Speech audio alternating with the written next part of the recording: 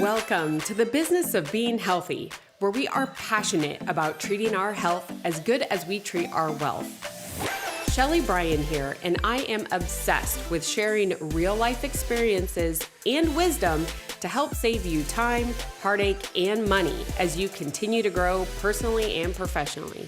Twice a week, we push aside that BS to take massive intentional action. And I promise by tuning in, you will receive the straightforward talk you've been waiting for, filled with actionable steps that will inspire you to achieve the health and wealth you desire while you are building your empire. Well, welcome back to another episode of the Business of Being Healthy podcast. I'm your host, Sheley Brien, and today's episode is going to be phenomenal. I'm already saying that up front. I am super excited to be interviewing Dom Vitalli, and his background and his story is just something that I think we can all resonate with different parts in our life. Now, one of the things that I love with these interviews is, and I can't shout this literally enough, everybody, is that we got to learn from each other. And in order to do that, we also need to take a bite of humble pie sometimes and realize we don't know it all. And if we can learn from someone else and it saves us time, headache, money, whatever, we got to be all about it and that openness to do it. So that's why I'm having these interviews once a week with all of you guys. And so today's guest, Dom Vitalli, he is a professional and personal development coach. He's a professional wrestler, trainer, and public speaker based out of Phoenix, Arizona. Dom focuses all of his training and coaching around the idea of helping others become the apex version of themselves. I know we're going to dive into that. Through group and one-on-one coaching, Dom has been able to transform lives of countless individuals and help them reach their highest potential. He also has the Knucklehead podcast. Love it. And he is the owner and operates the Arizona Pro Wrestling Training Center out in Mesa, Arizona. So he's got a few things on his list. And Dom, welcome to the show. So excited to have you on. Thank you so much for having me, Sheley. And I feel like I got a lot to live up to with your introduction. And you were saying, I know this is going to be a phenomenal one. So, no pressure on me, but I'll do my best to deliver. We love to do that, right? No pressure. Here's all your accolades and just perform at a really high level. Yeah. So we're going to have some fun today. And again, thank you for sharing your time with me and my audience. Really appreciate it. And Dom, why don't you give us a little bit of kind of your background and where you got to where you are right now? Yeah. So I was a kid, I was always a big fan of pro wrestling, like your Hulk Hogan and all that kind of stuff. And that was in through the 80s and early 90s. And I was like the only one of my friends that really liked that stuff until we got to our teen years, and then pro wrestling shot to this super level of popularity. And then all of a sudden everybody liked it. And I was, all my friends, and I'm like, where you guys been? I've been telling you this the whole time, So, it was cool to have friends that finally like doing what I like to do or watch what I like to watch. And, we'd set up mattresses in the backyard and put our own little wrestling matches on, and our parents would want to murder us for that. At least you guys had mattresses. I mean, that was better than just the ground. Right. Well, there was times we did use the ground. So the concern was an honest concern at times. We were knucklehead kids. We didn't know any better. The safety aspect wasn't the top priority back then. But eventually, all my friends grew out of it. And I just never did.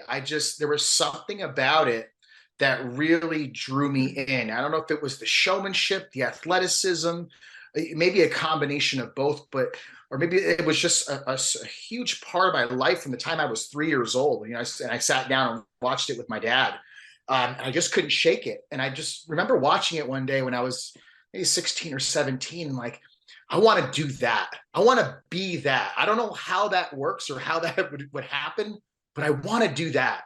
And just as I was getting out of high school, the internet started to become a thing, and information was much more easily available at that time. So I started looking for different wrestling schools, and I had the idea of college in my mind and whether or not I did or didn't want to go. So I was looking for colleges that had a wrestling school by it, whether it was local or whether it was out of state.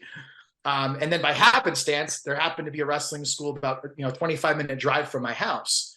And I befriended somebody, through all these different avenues, and they finally agreed to train me. And that was like the coolest thing ever. And that was 22 years ago now. So it's been a long, tedious journey. But yeah, eventually about 4 years ago, I transitioned more so into training wrestlers. So I had all the experience behind me. Then I opened my training center, and I still do wrestle here and there at times. But now I'm mainly putting a focus on the training aspect. I mean, and the fact that you lived it, like that's it, like you lived it and that experience led you to where you are. I feel like that's what we have to do sometimes, right? You had that passion and you let it kind of guide you, never stop you. Yeah, I had to let it guide me. And that's exactly what happened, because I never came into wrestling at 18 years old thinking I'm going to have my own wrestling school one day and I'm going to teach the next generation. That was never even a fleeting thought. I just kind of went out there and followed this passion as best as I could. And there were times when, you hit your peaks for sure, but you hit your valleys, and then you kind of have that second guess, like, am I really as in love with this as I think I am, or as I say I am? And you kind of have that come to Jesus meeting with yourself a little bit. And I've been through, a variety of different things over the years. The main one being, my battle with sobriety, which really kind of hindered my wrestling progress for a little while, pretty early on in my career. And thankfully, I was able to turn that around, and things just really took off after that. When I rededicated myself to myself to fix, all the things that I had broken, to fix myself who was broken, and kind of, in a weird way, switch addictions. This addiction to alcohol that I had was now switched with this overly obsessive addiction to wrestling. But I figured, hey, it's a little bit more healthy than the other option, Yeah, we'll take that addiction, Dom. Like I think we'll 100%. For sure take that addiction. I love what you just said right there. I rededicated myself to myself. Now, I'd love for you to share, because, business of being healthy, right? And, I'm a performance coach for high achieving women now. And that's like, as achievers, right? Regardless, male, female, as achievers, we're always like looking for more. And oftentimes like that means less of ourselves. Right. Because we're focused on the business. We're focusing on the wrestling career. We're focusing on all of this, that like our health, mental and physical, goes by the wayside. And tell me a little bit about like what happened in your life when you made that rededication to yourself. Yeah, and it's actually something I teach a lot to my personal development clients now, and we can get into how the wrestling school transitioned into personal development somehow, some way. I'd love to, but it's so interesting in that, we oftentimes think we're being selfish when we're putting that focus on ourselves, and that's something I have to remind myself of, and a lot of my clients, is that focusing on yourself to become the absolute best version of yourself is probably the least selfish thing you can do, especially if you have people around you that care about you. Because essentially what you're doing is you are repairing yourself to be a better husband, a better wife, a better brother, a better coach, a better student, whatever the case may be. And you're no good to anybody else if you're no good to yourself. So I realized, there was that very formidable time early on in my sobriety where I had to be a little bit selfish, but I had to change the way I looked at it or heard that in my head, and realized, like, no, I'm not doing this to take away from anybody else. I'm doing this to be the best possible version of me, to give myself to other people. And that's a big part of sobriety too, is to be selfless and share your story with others and people, things like that. And that's the kind of how I reasoned it to come forth was, okay, if I can repair myself, I can share my story with other people that may be struggling with some of the same stuff that I went through. So it made it a little bit easier for me to come to grasp with that and say, okay, I'm not being selfish. This is actually going to help not only myself, but at least somebody else somewhere else down the line. I mean, like like we're on Zoom, guys. I know a lot of you are going to be on audio listening to this, but we'll have the video too. I'm literally like biting my tongue. I'm biting my cheek because I wanted to be like, yes, like the whole time you're saying that, because it is for sure thought of like, I'm selfish. I can't go to the gym. I can't, you know, make a separate meal for myself, or I can't, you know, focus on me or hire the person to help me because that is taking away from my family. And it is the absolute opposite, Dom, like just what you said. The more that you actually invest in yourself to make you better, everyone else comes along with you. You're a better mom, you're a better business owner, you're a better leader. You're better if you feel better about yourself. If you're completely depleted, if you're fighting an addiction, and whatever that addiction is, right? Yours, alcohol, but there are so many other addictions out there that, you know, may not be a drug or alcohol, but some that have those detrimental effects. And we have to take care of ourselves before we can even become that leader, become that mentor to others. Yeah. So I think it's like almost twofold, right? Like you sharing your story, but then also like you were such a better, you couldn't be having the wrestling school that you do now if you didn't work on you. No, absolutely not. You become this role model to these people that are close to you, whether you know it or not, or whether you want to take that role on or not, you know? And I always, you know, I always say, you know, there's like a hierarchy for me as far as like what's most important in my life. And number one is always for me is God, how I see God, whatever that is. And I'm not the most religious person, but I know for me, there's something bigger than me out there that's kind of guided me through life, because how fortunate I've been in my 41 years and the blessings that I have, it can only be explained by somebody looking over me. So that's kind of, I put that first always.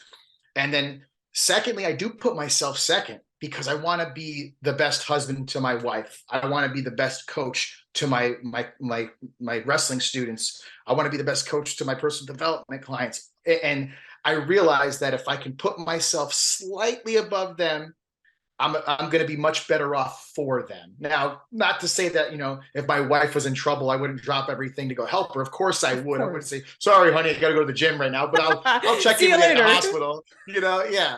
But so I hate for people to take that in the literal sense.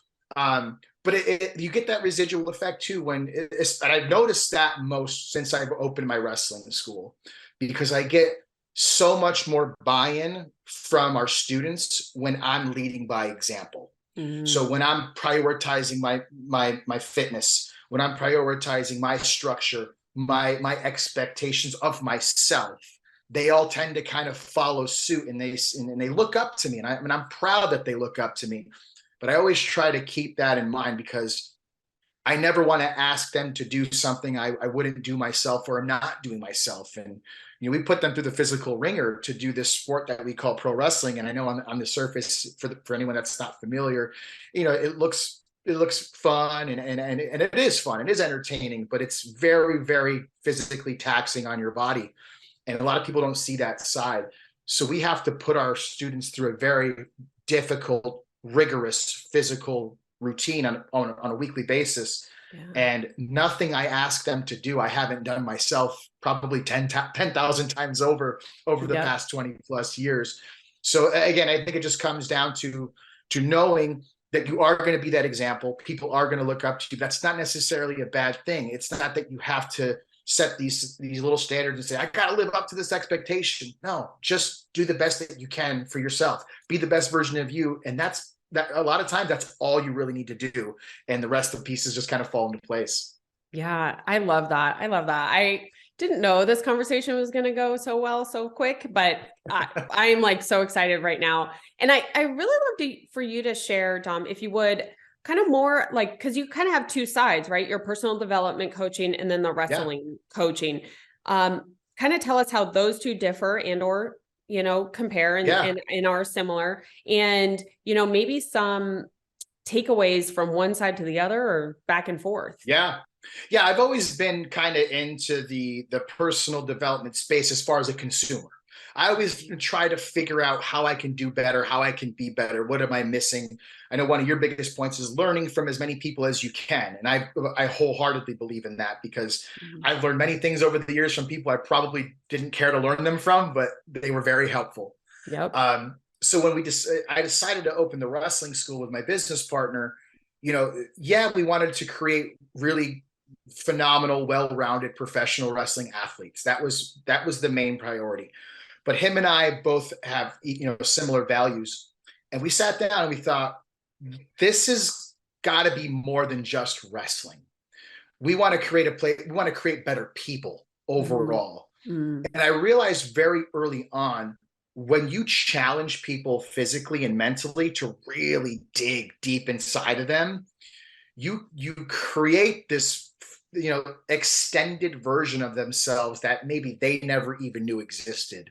So we kind of fell ass backwards into it a little bit, where we were training very hard to be these phenomenal athletes. And I realized not too long after, a lot of our athletes were leaning on me for stuff completely unrelated to pro wrestling. We're talking real life stuff, heavy stuff, where, one night we got a call, one of our students was having some suicidal ideations, and we couldn't find him, and no one knew where he was, and everyone was concerned for his safety. So it's like 10:30 at night on a Monday, and I drop everything I can and go meet up with some guys to go looking for him, checking around the neighborhood where he lives. And I think it was at that moment I realized, like, well, wait a second, like, this place means a lot more to these guys and girls than just taking body slams and running the ropes and, and having wrestling matches. And the more that it was at that time, I really started to listen more to what they were saying, noticing how much more often they were there when they didn't actually have to be there, and actually asking them how much it meant to them, what this place meant to them, and hearing their story just completely floored me. And that's when I wanted to add that extra element to say, okay, I can teach you how to be a great pro wrestler for sure. If not me, one of our other coaching staff for sure, but there's something that the other staff can't do. And that's, I can bring the best out of you outside the ring as well. And I didn't realize I had that gift until well into the school being open, people telling me what I did for them, but I didn't even know I was doing it for them. And that floored me. I couldn't believe that.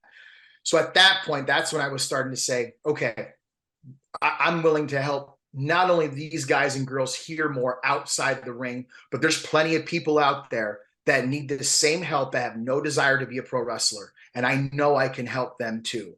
And the most interesting piece to this all, Sheley, is about 6 years ago, a friend of mine, he wrote articles for a wrestling website, and he was like, hey, let's meet up for coffee. I'd love to interview you for the website. I said, okay, no problem.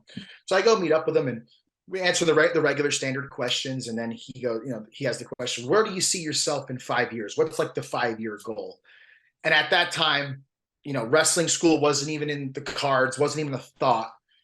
And I said, you know what? I'm not really sure, but I just have this vision of this facility, this center that's just helping people become like this excelled version of themselves, helping them through their issues and just becoming this phenomenal human being. I don't know what it looks like. I don't know exactly what it is, but something like that. And then fast forward years later, that's essentially what we have. And I didn't even remember that until I ran into him about a year and a half ago. And he reminded me of that conversation. He goes, man, he's like, you're doing it. He's like, you're doing exactly what you called your own shot. And I'm like, I didn't even realize that. And that gave me like, chill bumps on my arms. And I was just like, that's when I knew I am in the right place, doing the right thing. This is exactly where I need to be. Well, and just like what you had mentioned, what was first, right, is God, right? And he has definitely been at work in you. And it just goes to show, I mean, literally what obstacles, challenges, wins, opportunities have come across your path. It is so cool to hear. Now, where do you see, like, let's ask that question now, like 6 years from now, Dom, like, where are you seeing the evolution of this go? Yeah. So again, I didn't expect to be here 6 years ago. That's for sure. Didn't expect to be doing this particular, avenue that I'm taking now. Um, and I make this joke all the time because, especially with my students, when you're around something for an extended period of time, in 20 plus years, you can get jaded from it. Things change. I'm the old man now, and I'm like, you whippersnappers, that used to be better when I was, 10 years ago was better back then. And that could or could not be true. Mm-hmm. But I always joke around and say, I hate wrestling. And part of me does, but I love it. I can't get away from it. And I'm reminded of that every week at my training center. So I don't see that going away anytime soon. Even if I wanted to walk away from it, I don't think I could because of how much it means to so many of those guys and girls there. Mm-hmm.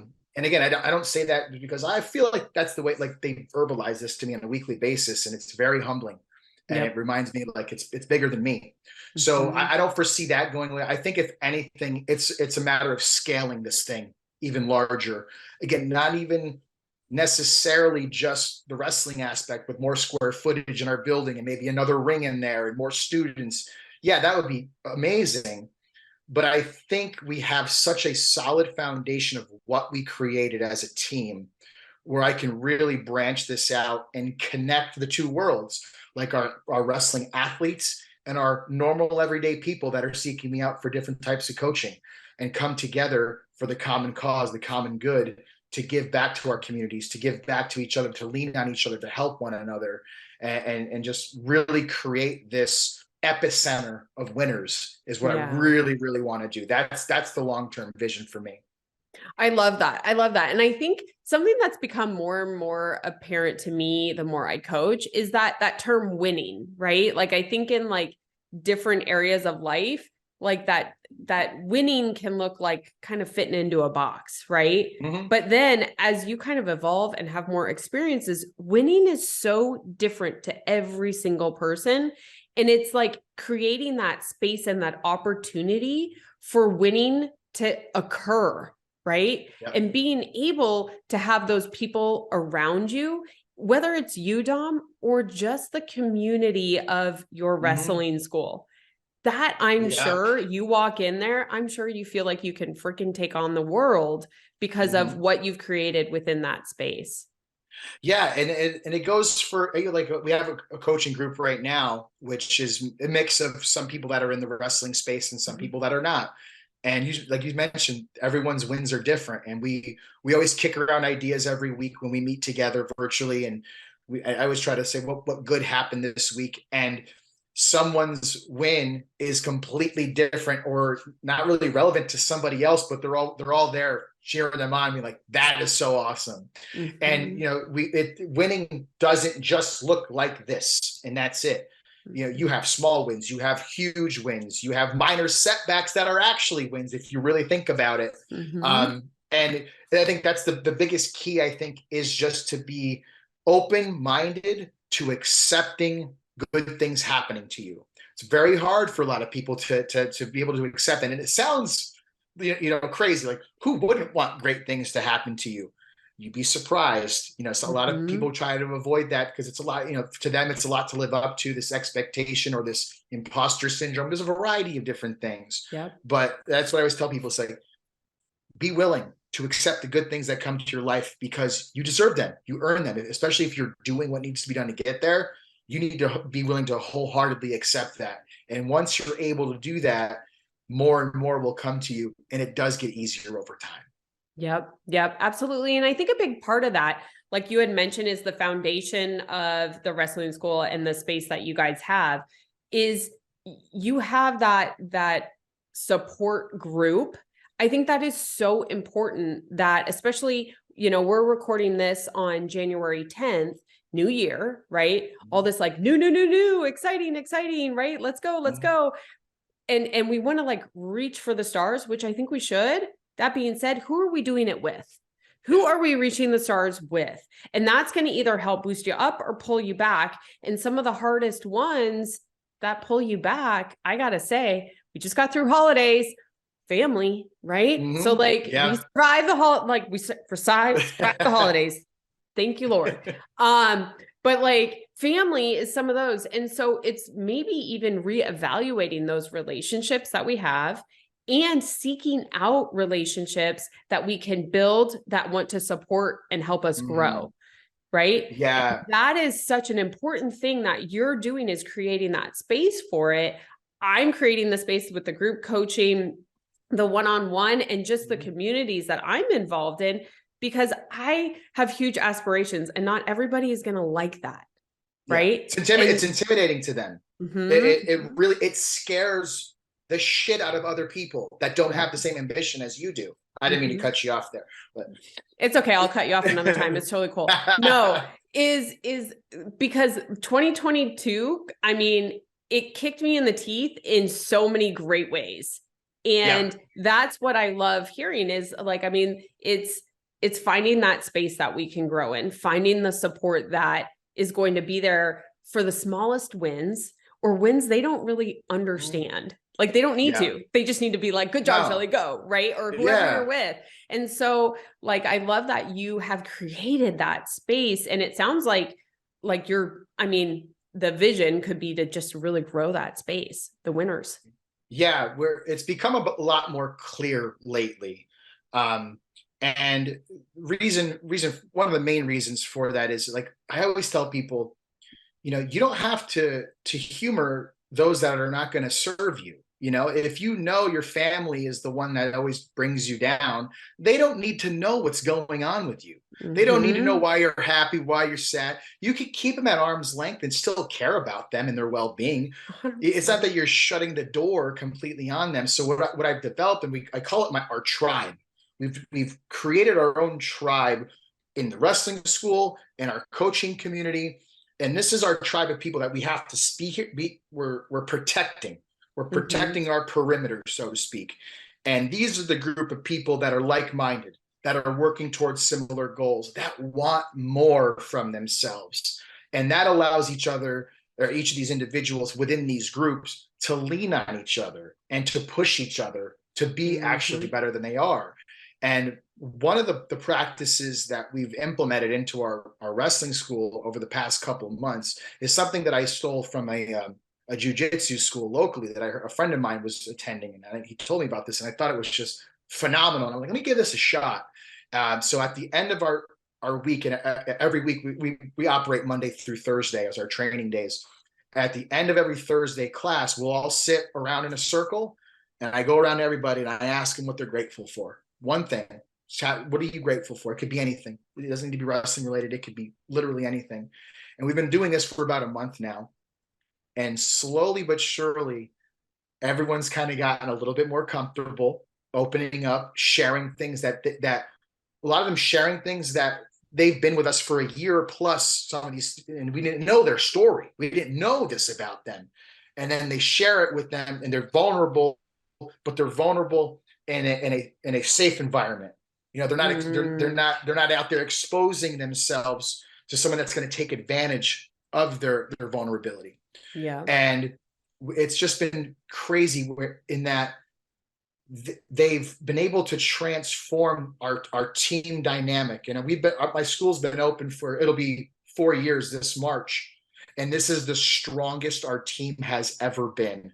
And I really chalk it up to that one specific exercise that really brought the glue to bring everything together.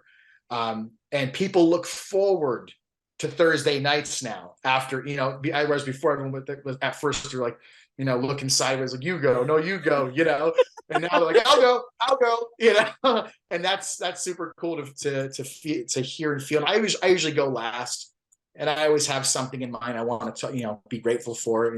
Gratitude's huge with me anyway. I'm always conscious of what I should be grateful for. But by the time I get through, you know, 15 to 20 people, that changes, because they've said something. Somebody had said something that hit me here, that it brings even more out of me. And I always express that gratitude for them. And it reminds me, like, I can't go anywhere. This means too much to too many people. And we're creating awesome human beings. And that's why we're here. That's so awesome. And congratulations. And look at you, like, right? You learned one little thing from someone else at a jujitsu gym and that you pulled and implemented with your team, and look at like the yield, the results that you're getting from it. It's just so phenomenal. And it's so neat, right? Being in the coaching space, like watching other people, like evolve and grow in whatever their way that they are, right? I think that's the coolest part, is giving them space to grow and being like, okay, like supportive, right, of it. Because so many, we get shoved down, right? If you're like, oh, you're tooting your horn too much, oh, you're arrogant, oh, you're this, but you're like, hell no, that's freaking awesome. And having that gratitude behind it, I love this. I might steal this, but I absolutely love it. Yeah, I might. That's what it's all about, the art of stealing. I love that. Now, I want to shift gears a little bit, Dom, and I kind of want to go over to kind of the health side, because obviously wrestling, you guys are athletes, right? You're also running a business.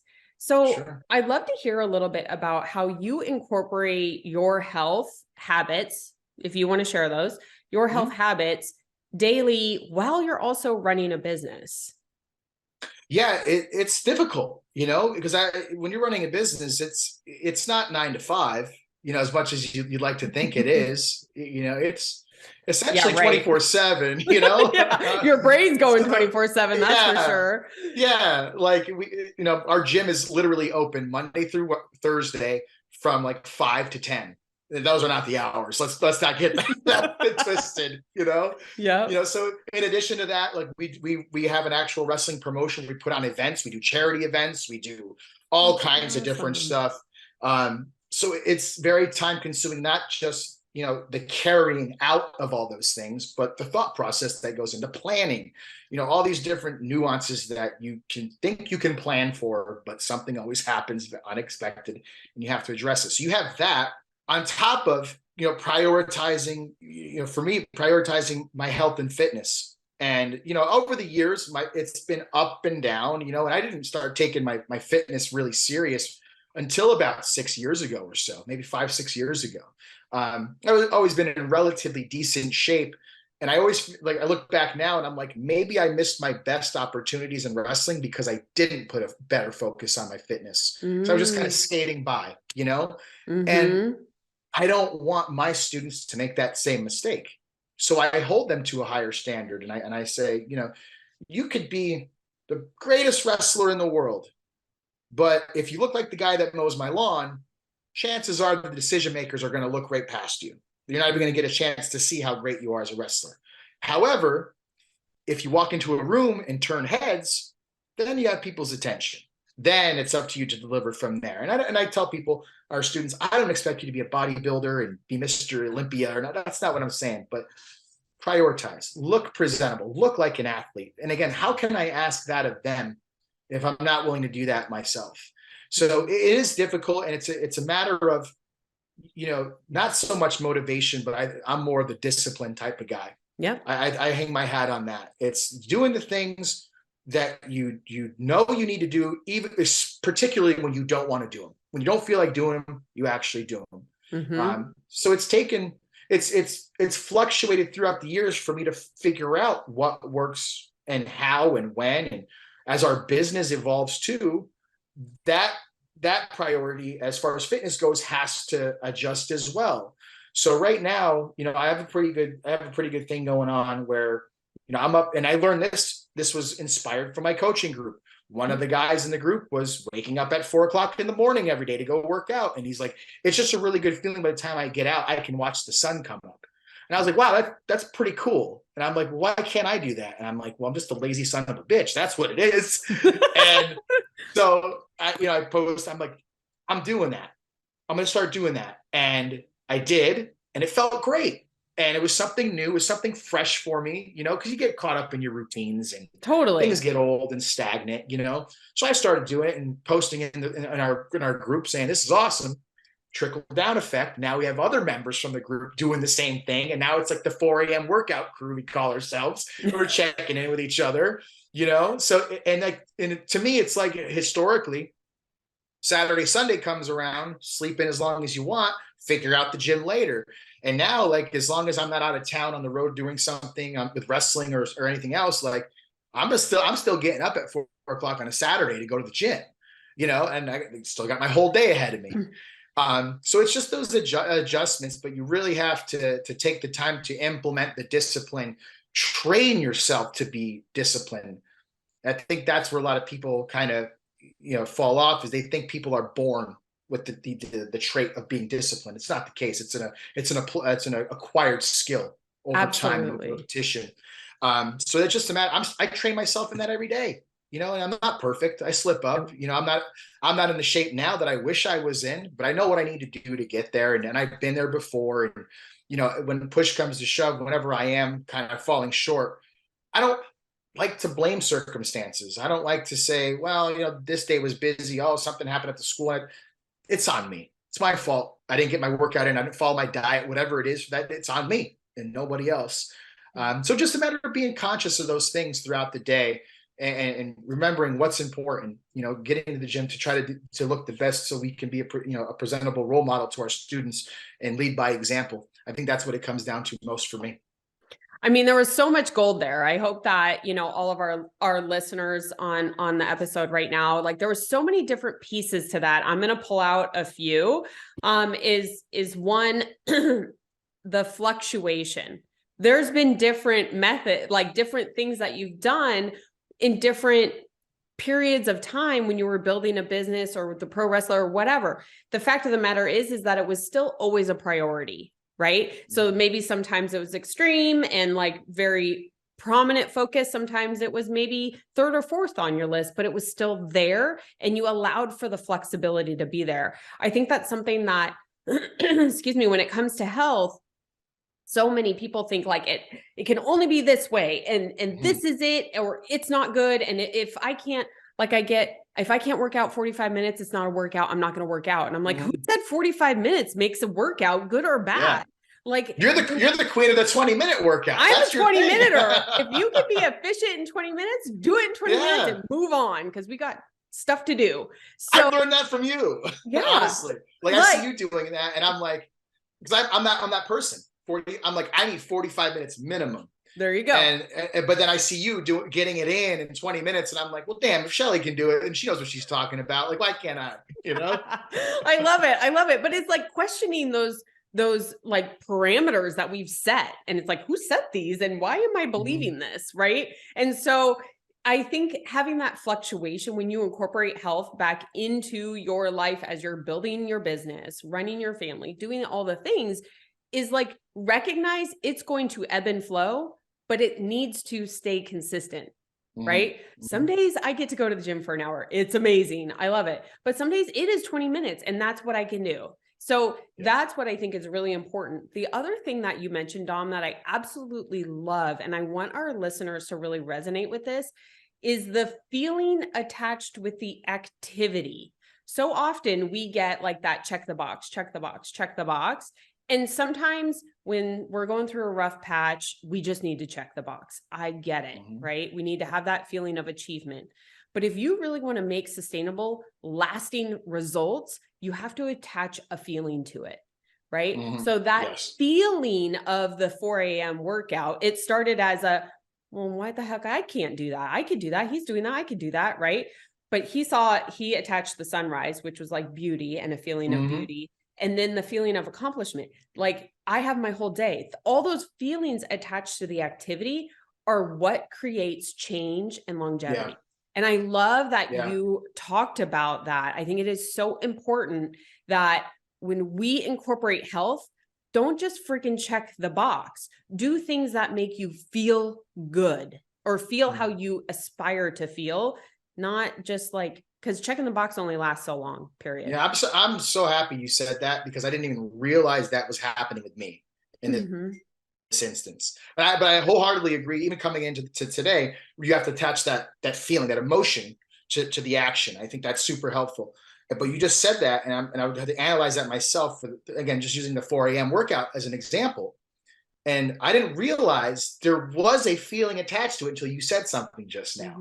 And for me, It's the fact that instead of working out at 7, 8 o'clock in the morning, I'm working out at 4 o'clock in the morning. I start my day 2 hours sooner. And since I've been doing that, I've been far more productive, much easier, or much earlier in my day. And that is such a gratifying feeling. That's the feeling right there, where I noon rolls around and I'm like, I just did a complete day's work essentially, and I'm free and clear till class tonight. This is a pretty good feeling. And I didn't realize that. So I thank you, Sheley, for pointing that out, because I honestly did not realize that until you just mentioned it. Well, see, that's what I love about this. It's like even just listening. Like I love just the listening and absorbing. I mean, I think like what you're doing and what you're modeling, right? You're the leader of the wrestling school, and the fact that you're modeling it, I think is so important. And just as leaders in our business, we have to model that, whatever that is, right? If it's turning in projects on time and complete, right? If it's making sure it's Lombardi time, right? We're there 15 minutes early. If you're on time, you're late. Like these little things stack up. And whether it's for your business or in your house, like I can tell you with my 2 kids, like just certain things that I've kind of let slide a little bit for me. What got me back is I was like, I am not being the right leader for my kids. Like, I don't need to be perfect. I'm not perfect at all. But there are certain things that I expect them to do. And if I wasn't doing it, like, that's not cool. So like, we have to model and be that leader in all aspects. And I really think that health is so powerful with it. And I've got 2 athlete kids, so we talk a lot about nutrition and sleep and like all the things, but they see me doing it. So when I ask them to do it, it's not like, well, why? You don't get the why. They're like, oh no, I get it. I see what she's doing. Strong. I really feel that strong leadership qualities are very much they attract those that know that they need them. I guess that's the way of putting it, where it's just when somebody sees those qualities in a true leader, it's kind of like it's envious. Like, I want that. There's certain people, the real winners. I call them the winners, because there's people that are just wired different. I think where the overachievers, like, I want this. I don't want to settle for down here. I want the top. And again, kind of fell backwards into it. Like I set this leadership standard at my school, and I can't. To me, everyone, the age range of the students is anywhere from like 19, and our oldest is 48. So it's quite the gamut of different personalities, background, socioeconomic all these different things. I can't manage 30 plus students that I don't have direct access to, on a regular basis. It's not like they work for me, where I can see them 40 hours a week and get a chance to know them and their nuances and their habits and stuff like that. It's almost impossible.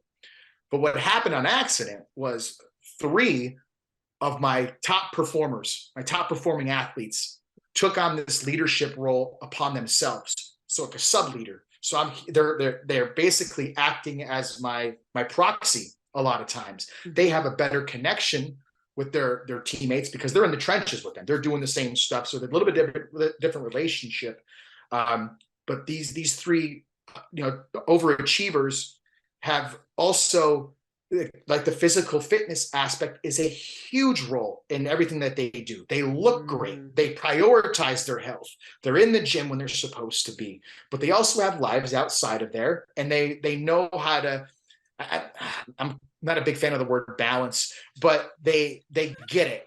They know, okay, this is my hobby, when I throw that in quotes, because they're looking to make it a profession. This is my real life, my husband, wife, girlfriend, home life. I got to be present for each of these things when I'm there. When I'm home, I'm present with them. When I'm at the training facility, I'm present there. And they're the ones that get it. So they've established these qualities that I didn't realize they were kind of catching my fumes, so to speak, and now I don't have to chase people down. I don't have to, waste my time. And they've even said it. They go, Dom shouldn't have to waste his time babysitting you guys. He goes, it shouldn't be at that point now. But they're the ones, if I need something that, where I could be spending my time more valuable elsewhere, I'll say, hey, can you guys take care of this? And it's done, on it, whatever you need. Yeah. And I know it's going to get done. And it's a really gratifying feeling knowing I have those type of people to rely on. But I think even more so, it's like, wow, they bought into the message I was giving, and that's a very humbling, a very humbling experience to go through. It's like, wow, they believe in me and what I'm doing here, and I can't let them down. And I think the best thing I can do is just kind of keep displaying those skills and hopefully teach them to become better leaders and take my place when it's time for me to ride off into the sunset. Hey, that's a smart move. That's a smart move. But like ultimately they're only getting there because you're modeling it for them. You're living it, right? Both sides on your physical health, your mindset, and everything that you are working on. It is something for them to look at and model. Yeah. And I'm not the best with accepting compliments. Like that's one of my character flaws. Like it's always been very hard for me to accept, to take a compliment, or I'll try to brush it off. I'm like, but this doesn't exist. It exists without me, but I don't think to this certain degree. And I think I bring something special to the table. My co-owner brings something special to the table. My student leaders bring something special to the table. But I think it's important for all of us to remember that we're all a very important piece to the pie. That's awesome. That's awesome. And it's always good when you know one thing you have to work on, Dom, and that's accepting compliments. So I'm going to hold you accountable for that, because you should accept them. You should, right? Because I can only accept compliments when they're from other people to my wife about me. Those are the easiest ones to accept. She was telling me a story yesterday. She had this big meetup with all the people that she works with, because they work remotely mostly. And I had met them once before. I went and showed up and said my hellos, and they were all together yesterday. And she's like, everyone loves you. They think you're so charismatic and you're so nice and you're so polite. I'm like, well, I am. So it's like that I can accept. And then he's like, well, that's true, but anyone else saying it, God forbid. Right to your face, heaven forbid, right? Yeah, exactly. Well, see, now the challenge is that you have to model that for your team, because you would want them to accept a compliment. So right back at you. Right back. I'm always quick to let them know. I'm like, this is very hard for me, but I accept it. So it's so great. Well, hey, there's a couple of things that I wanted to just hit on before we kind of close up. Time has flown by. This has been so great. Yeah. And one of the things that you talk about is focusing on the message and not necessarily the messenger. Yes. Could you share a little bit more on what that means for you and how you share that with your team? Yes. So Sheley, you guys are getting the good guy version of Dom today. I have a reputation in my field of being a little bit brash, but I look at it as I'm very honest. Yes, I don't, believe it or not. I've developed a very close group of wrestling friends of mine have always been trying to be top performers in what we do. And we've garnered a lot of respect from people that have made much more money in wrestling over the years, that are, very well known in the history of what we do. So to me, that's success. When I can look to people that I grew up watching that have done this at the highest level, and they look at me and say, you know what you're doing. You're actually really good at this. To me, that's a huge victory.